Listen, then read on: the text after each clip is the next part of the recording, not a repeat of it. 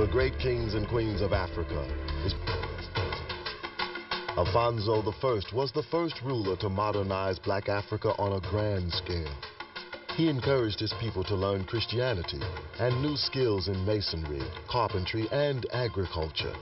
Alfonso streamlined politics, established modern schools, and later became the first ruler to resist the slave trade. Promoting industry and agriculture, Hatshepsut may be the greatest female Egyptian ruler of all time. As the first woman in recorded history to preside over a nation, Hatshepsut cast aside the theory of male supremacy. Her spirited defiance of male dominance for 30 years endured to the very end, as evidenced by the discovery of her tomb in the Valley of the Kings. When Sani Ali Burr came to power, Songhai was a small kingdom in the western Sudan. With a ferocious force, the warrior king won battle after battle, routing marauding nomads, seizing trade routes, and ever expanding his domain. He captured Timbuktu, bringing into the Songhai Empire a major center of commerce, culture, and Muslim scholarship. His greatness is still legendary among the Songhai people today. Askia the Great was a fair and deeply religious man who at times fought established tradition to rule in the best interest of his people. A devout Muslim, he ruled Songhai strictly according to Islamic law. Askia Muhammad Touré united the entire central region of western Sudan with a government that is still revered today. A wise and beautiful woman from Nubia so captured the heart of the pharaoh she changed the course of history. Tai's beauty, intellect, and will so took Pharaoh Amenhotep III. He defied his nation's priest and custom by proclaiming this commoner his great royal spouse. Amenhotep declared that, as he had treated her in life, so should she be depicted in death as his equal. And so the colossal sculpture ordered for their temple thus portrays them as a pair of majestic monarchs, both proud, both noble, both serene. A flamboyant leader and world figure, Mansa managed vast resources to benefit his entire kingdom. In 1324, he led a holy pilgrimage of 72,000 people from Timbuktu to Mecca, over 6,000 miles.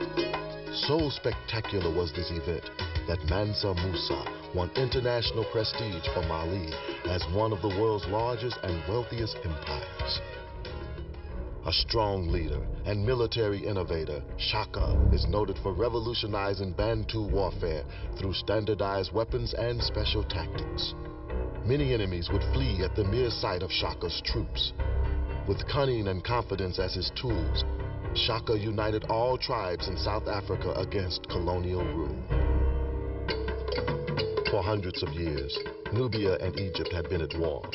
But Nefertari's marriage to King Ramesses II, Pharaoh of Egypt, brought the fighting to an end. The marriage began as strictly a political move, but it later grew into one of the greatest royal love affairs in history. In fact, the temple which Ramesses built for her at Abu Simbel is one of the largest and most beautiful structures ever built to honor a wife and to celebrate peace.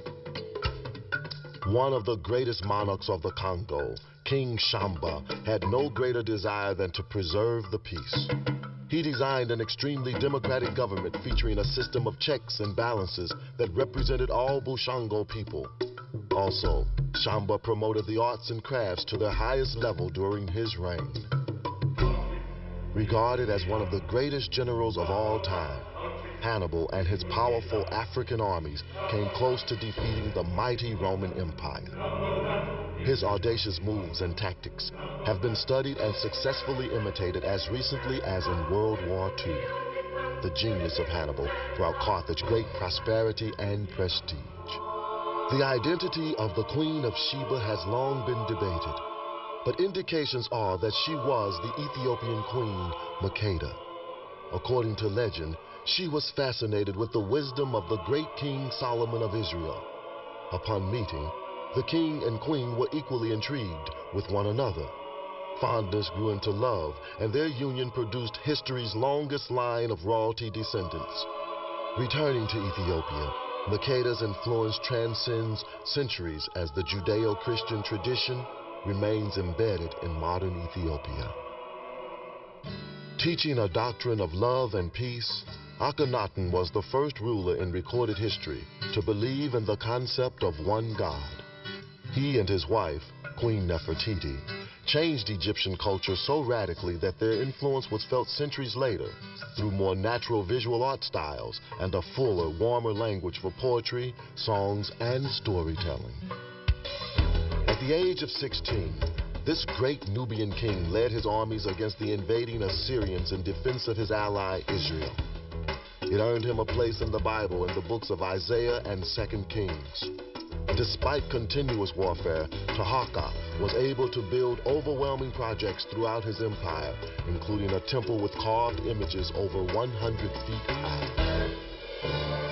The Egyptian queen ascended to power at the age of 17 to become one of Africa's greatest female rulers. Intelligent and witty, her graceful nature and stunning personality were valuable diplomatic attributes. Striving to elevate Egypt to world supremacy, Cleopatra persuaded Julius Caesar and Mark Antony to renounce their Roman allegiances to fight on behalf of Egypt. Each, however, met his death before Cleopatra's dreams of conquest were realized. Disheartened, Cleopatra pressed an asp to her breast, ending the life of the world's most celebrated African queen. Osei Tutu was the founder and the first king of the Asante Nation in what is now Ghana. He was able to convince a half a dozen suspicious chiefs to join their states under his leadership. According to legend, this occurred when the golden stool descended from heaven and came to rest on Osei Tutu's knees, signifying his choice by the gods. The kingdom would endure for 2 centuries. Menelik was the overshadowing figure of his time in Africa.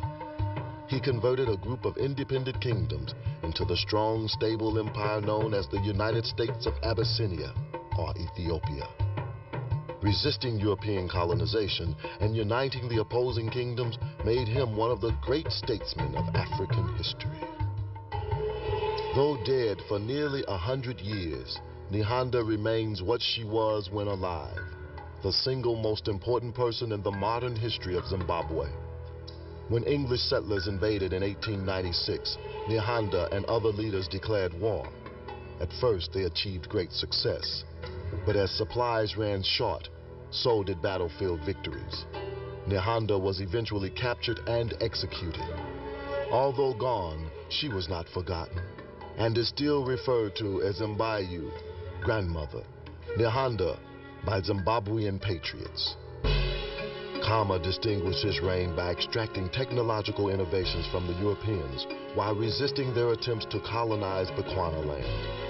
Advancements included the building of schools, scientific cattle breeding, and a police corps which practically eliminated crime.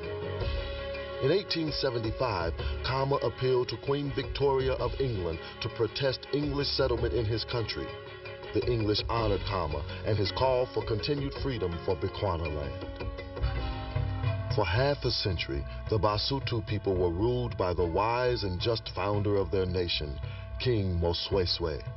The Basotho had to fight for their survival against plundering Africans, European colonialists, and particularly the Boers. As the relentless Boers were about to annihilate the Basothos, Mosweswe persuaded the British to make Masutuland a protectorate, a diplomatic coup that helped to assure his nation's survival and to assure Mosweswe a place in African history. Nzinga of Angola was an astute diplomat and an excellent military leader. To arrest the swelling influx of slave-hunting Portuguese, she waged war for nearly 30 years. Because of her quest for freedom and relentless drive to bring peace for her people, Nzinga remains a glimmering symbol of inspiration. Samori launched a conquest to unify West Africa into a single state spanning 100,000 square miles. In each city, Samori built a mosque, a testimonial of his devotion to Islam. During the 18-year conflict with France, powerful Samori continually frustrated the Europeans.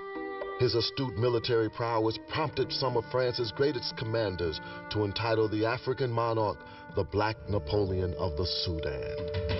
The people of Dahomey often referred to their monarch, Behanzin, as the King Shark for his strength and wisdom.